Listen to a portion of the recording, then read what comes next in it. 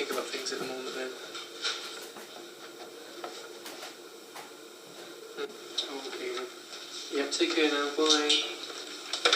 Jan said about this chat, the suit tomorrow. I didn't realise that was going to take place. Yeah, I asked if he wanted to come in and sort of take part in it, but he said it wouldn't really help matters. How do you think it's going to go? Do you think it's going to get sorted out with soon?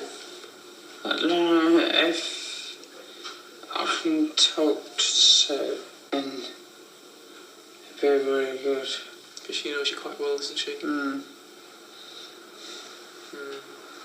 I said to Jan that we all can sense that things are wrong and things need to be sorted out, and he agreed. He knows that's the case.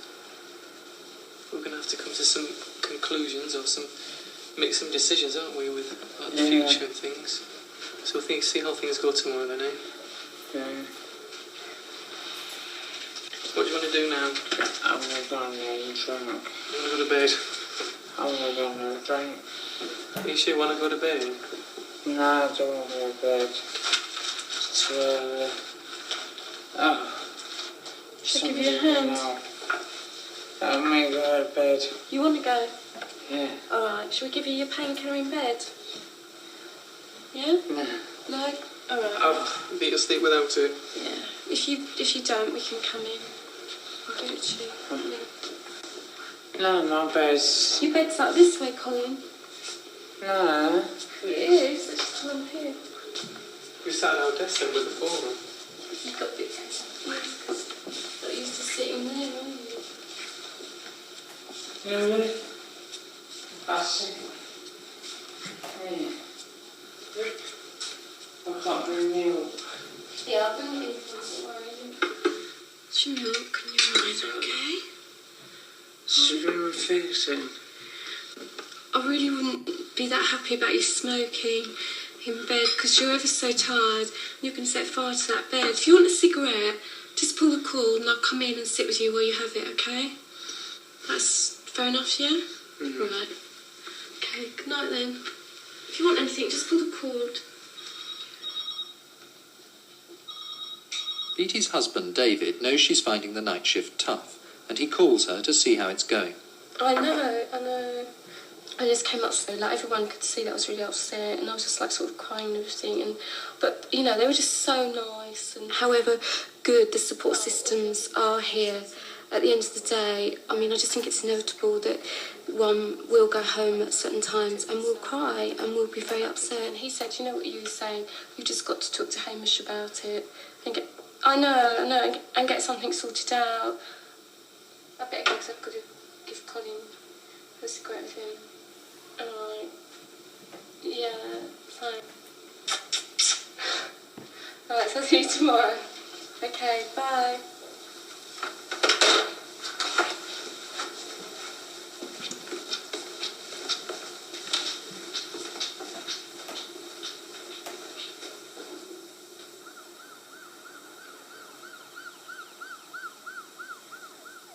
Lighthouse cost £5 million to convert and equip.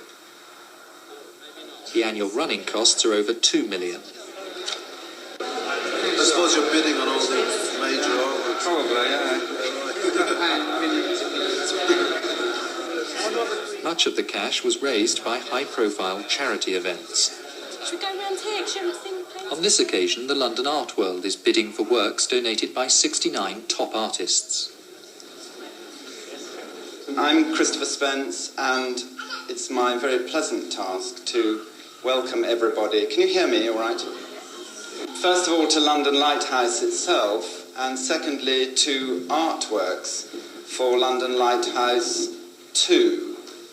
The services being provided here are essential services. This project has been the result of a planning crisis as far as the needs of people with this disease are concerned. In that sense, it's the job of the statutory funding sources to fund it, rather than it to be seen long-term as a charity. This event is in celebration of the completion within 2 years of this £5 million very elegant and beautiful purpose-built building.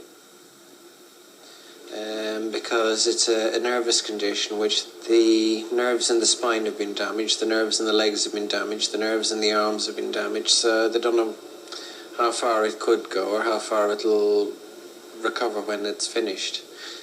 Oh, I've contracted retinitis in the meantime as well. I keep forgetting about retinitis. So, how have you been anyway? Lot 11, the hot net. This is the first example. We have two. This is the first one. 100 for it. The budget in the next financial year is £2.3 million, which is quite a lot of money. And I think that the challenge is to secure and extend the funding from statutory sources. Currently, we're running at 85%. That's 85 pence in every pound coming from government, the health service or local government, meaning that we have to find 15 pence from other sources. I think that's a pretty good figure compared, for instance, to the hospice movement. That's very, very high. The challenge is to keep it that high or even improve on it. And I think the replicability of the project elsewhere will depend on our success in getting statutory funding to pay for the run. 480. Two sales like this raised nearly £500,000 for Lighthouse. But if AIDS loses its status as the fashionable fundraising issue, the government's contribution will become all the more important. 520. For you. Right. From the tour around, was there any questions that you wanted to ask before I went on to the things that we're planning for the afternoon? Well, today we've gotten to... This means that we can open the remaining beds. And that's very exciting to have new people arrive. The model of care that we develop here will be one that is flexible and that can be used not only in dealing with people with AIDS, but in healthcare generally. And that it's not restricted and it should be very flexible. And I think it would be a great pity and a great failure if we did manage to develop something that was very good just for people with AIDS. Many other groups in the population for whom this model of care is relevant. If you think, for example, about the needs of the elderly, that's a very obvious group. That if there were a combination of residential and home support and drop-in facilities for older people, many of them might be able to remain at home for much longer than they can. For Colin, living in a second best to being at home. But Lighthouse often has to fight for better community services to make it possible to stay at home. I go home for weekends, just for a break, because you can't be stuck in a place all the time, because, I mean, although it's nice here, you can't be stuck here all the time. It would literally drive you out the wall. I mean, because since I've been here, I've seen 4 deaths, which is not very nice. I do really want to get home. So, if anything does happen, I want to die indoors. I want to die in my own bed, not in some sort of strange place. Colin finally got home in February, but after a brief illness he was admitted to his local hospital. He died there on the 12th of March. It's difficult to say where you go from here because there are so many possibilities. The possibility is that things won't improve, in which case I'm going to have to be looked after for the rest of my life.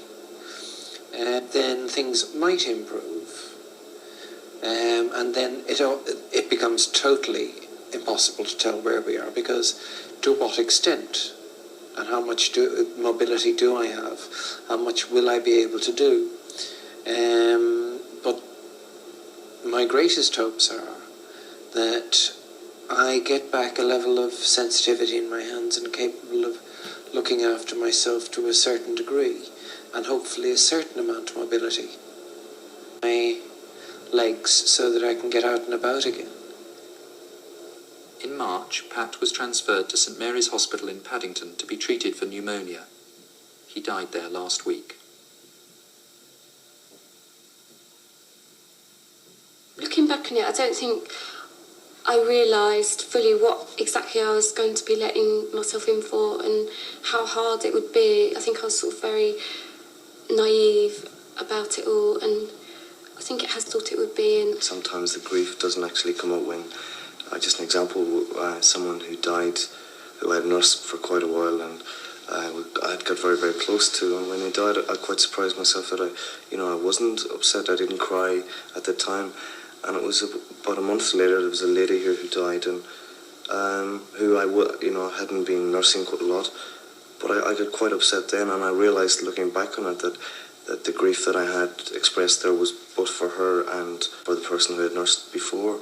I just felt on Monday, I mean, how many funerals am I going to have to go to this year? You know, it's just so many things. So I just couldn't stop crying. How many has it been in the first 3 or 4 months? How many? How many? There must. 12. There's been 12 funerals already since. I mean, that's what, in four months. I mean, that's the first one that I've actually been to.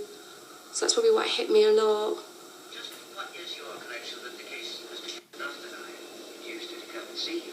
Obviously, I did your... I think a lot of people are quite sort of suspicious of us and hostile sometimes.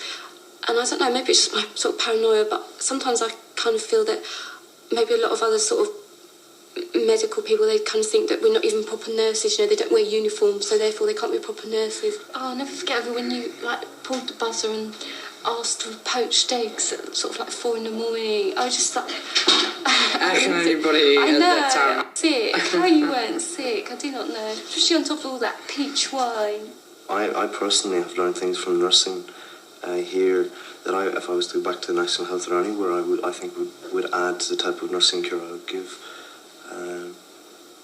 And that's been enriching too. I'm a River Shannon man myself. Been up and down the length of that several times. Was it? I think I've done the Shannon, crossed it once.